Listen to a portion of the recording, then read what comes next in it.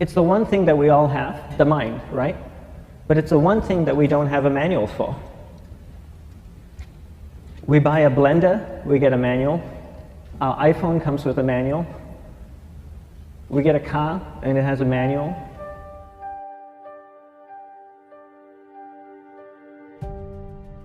Nobody teaches you how to use the mind. There's no manual for the mind. So this, I think, is one of the most essential things in making progress in our life, is really understanding how our mind works. It's the one thing that we have to live with 24 hours a day, 7 days a week. We have no choice. Imagine if most of you slept 8 hours a day, which most of you don't. You slept and you were awake 16 hours a day. In the 16 hours you practice your awareness just randomly moving from one thing to another, to another, to another. All day practice being distracted. What would you be good at after 6 months? You did the 16 hours a day, you just allow your awareness to jump from one thing to another, to another. I'll tweet right now, I'll switch to text messaging, then I'll go to email. Oh, my phone's ringing, so I'll answer the phone. And then somebody's speaking to me, so I'll have 2 conversations at one time. And I'll just do this 16 hours a day, 7 days a week. So you get it being good at distracted. After 1 year, you're an expert at being distracted. After a year and a half, they'll invite you to give keynote talks on being distracted. You're so good, you practice 16 hours a day. So the same works for the opposite. If you practice being concentrated 16 hours a day, what would you become good at? You become good at concentrating. And all it takes is practice. By just doing one thing at a time. Keeping your awareness on one thing at a time. And you integrate this into everything that you do in your life. So the best way to do it is pick a few opportunities in your everyday life. For example, we all speak with people. When I speak with somebody, I give them my undivided attention. I keep my awareness on them, and the conversation is really brief. Why? Because we're concentrated. We're not being distracted. A 10-minute conversation normally just takes 3 minutes because you're just so focused. I define concentration as the ability to keep that awareness on one thing for a prolonged period of time. So if I can keep my awareness on Eric and not drift away and think about the wedding, or drift away and think about the vacation, or what I'm going to do later, then I'm concentrating on Eric. Every time it drifts away, I bring it back. And the more I practice this, the more I practice concentration. So concentration is the ability to keep your awareness on one thing for a prolonged period of time. And that's a very simple definition of concentration. How do you get better at concentration? You practice this. You practice this 24 hours a day, 7 days a week. And it's the only way to get good at it. And what's the best way to practice it? The best way to practice it is to integrate it into everything that you do in your life. Not to meditate 10 minutes in the morning. It doesn't work. You really need to look at your life the same way a sprinter in the Olympics looks at his life. You've all heard of Usain Bolt, the man that won the gold medal twice, 2 Olympics in a row, broke the world record. I don't know anything about him, to be honest. But if I was looked at him, he obviously sprints, he practices running, probably does a lot of long distance, he probably does a lot of stretching as well, I'm sure he gets massages. He looks like he eats the right kind of food. Drinks the right amount of water, takes vitamins. His whole day is so disciplined. For what? To prepare him for 9.57 seconds. I think that's what the world record is, right? For 100 meters, 9.5 or 9.57 seconds. His whole day is preparing him for that short time, not the other way around. A lot of people say, you know what, I need to be more concentrated. So you know what, I'm going to meditate in the morning, I'll sit down for 2 minutes. Okay, now I'm Zen master. And the remaining 23 hours and 58 minutes, they just go about being ordinary and crazy. How does that work?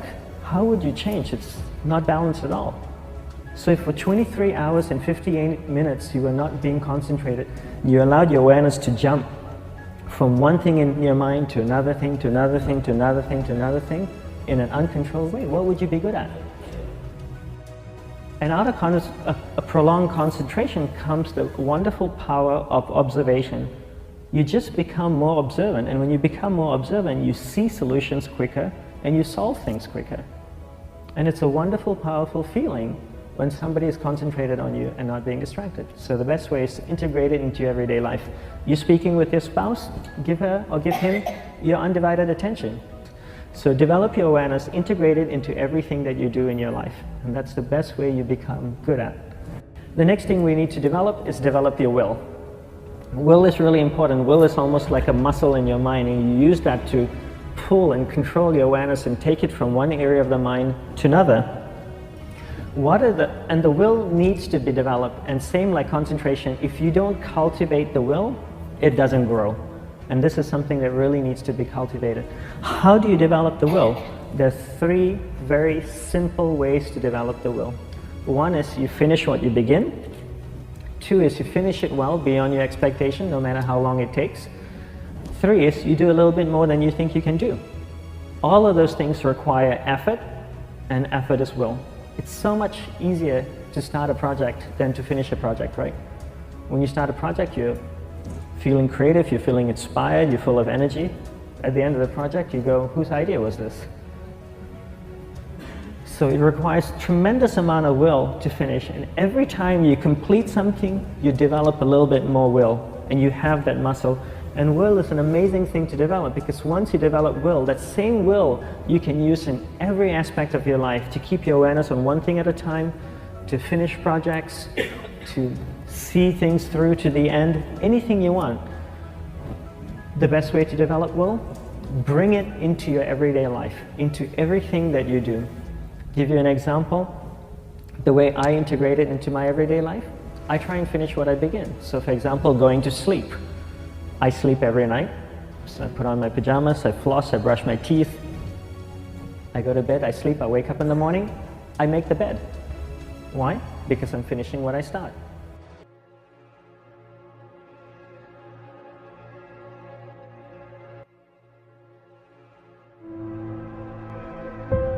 So what I would challenge this young man or young woman to do is you have to look inside of yourself to see what you really want. What are you passionate about? We use these words and these little phrases of only the strong survive and all this other crap. They're all just fucking words. I get so tired of hearing people just talking. Like right now, someone may think Goggins just talking. You don't know me. So when I speak from passion. I speak from experience. I speak from suffering.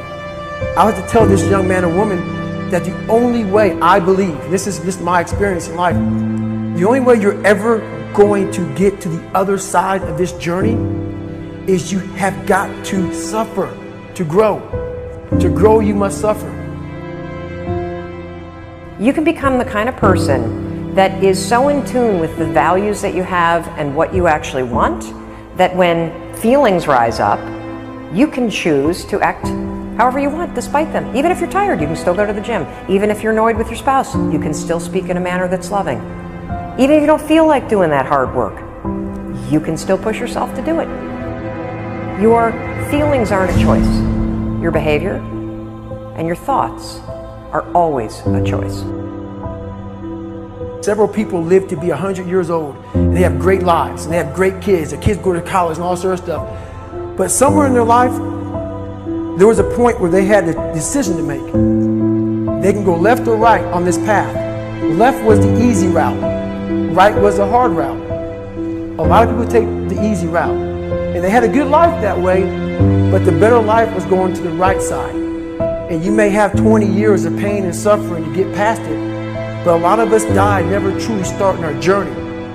And I would tell this young person, you gotta start your journey. It may suck, but it will come out the other side where you're coasting. Many people are suffering from battle fatigue. They've been standing a long time, trying to break the addiction, believing for the promotion, praying for that family member, but hasn't happened yet. They never dreamed they'd still be single, still be dealing with the illness, still be trying to get the loan. Now they're tired. Let me encourage you, your time is coming.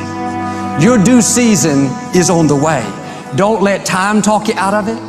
Don't let discouragement cause you to give up. Don't let negative thoughts convince you to settle where you are. You were born to succeed, to win, to conquer all difficulties, and have all your faculties fully developed. Make up your mind you're going to do it every day, every day, every day, until you don't have to think about it, and then you'll automatically do it.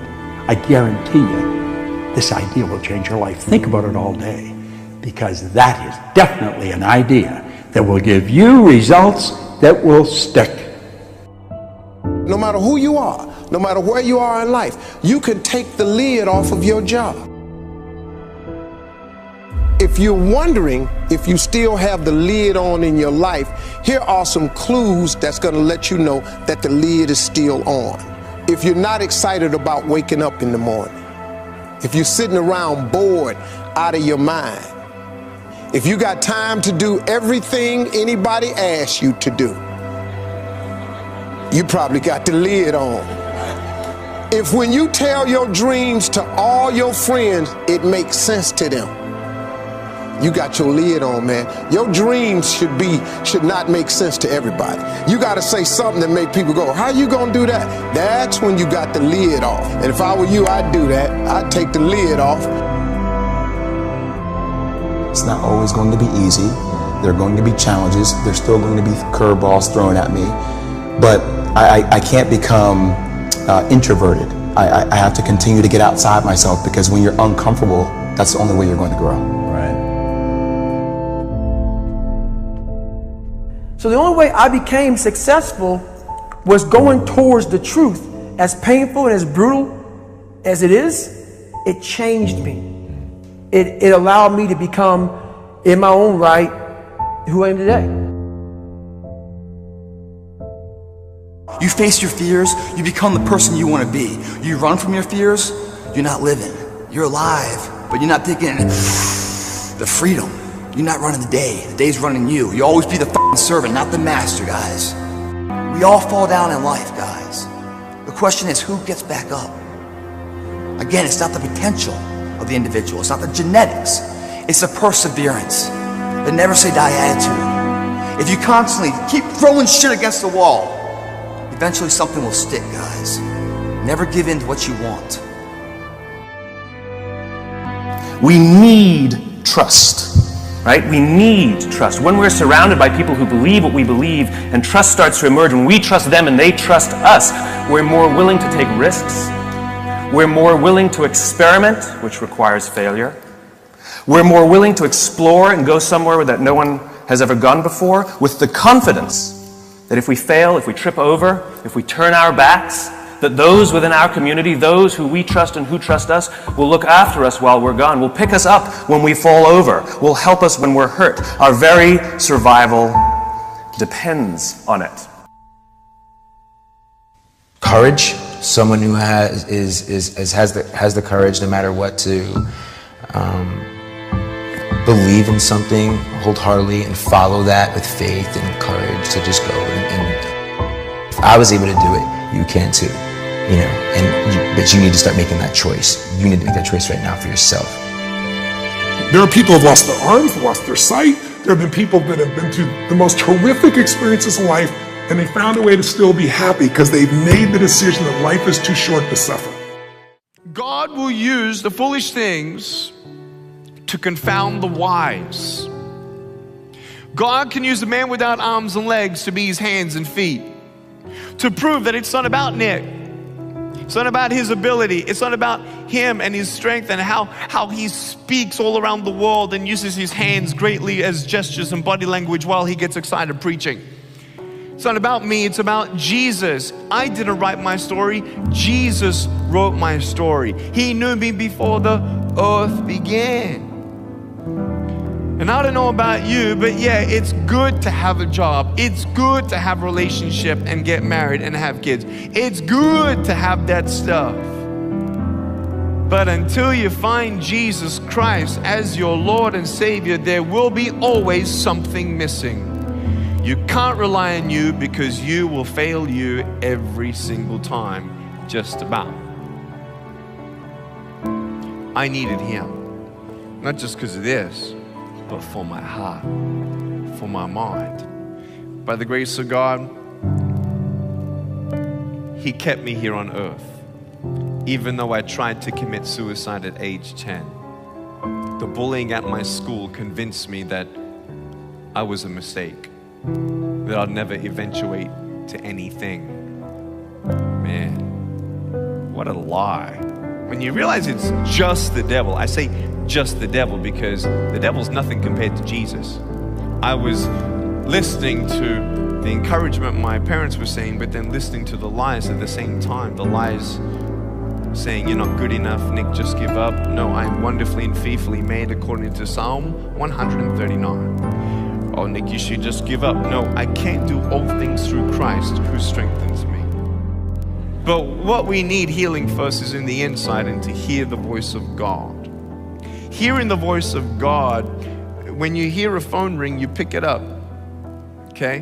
When you're sometimes dialing into heaven and it feels like He's not picking up, don't hang up on God. He's listening. I hung up on God because I didn't understand His plan. God said through my parents, Nick, God's got a plan for your life. Jeremiah chapter 29, verse 11. I have a whole plan in the future. I'm like, no way. There's no race like that. There's no heaven. There's no God. Look at all the pain in the world. If God loved the world, then why is He letting so much pain happen? Later on, you realize in the Bible, God doesn't give us pain, but whatever the enemy tried to use for bad, God turned into good. I can't do anything with my broken pieces, but there's nothing that God cannot do. I've seen pain. I've seen miracles. God allows things that we don't understand, but I want you to know if you hold on to Him, He'll hold on to you. If you trust in the Lord with all your heart, even when you cannot walk, He'll carry you. When you don't get a miracle, you can still be a miracle.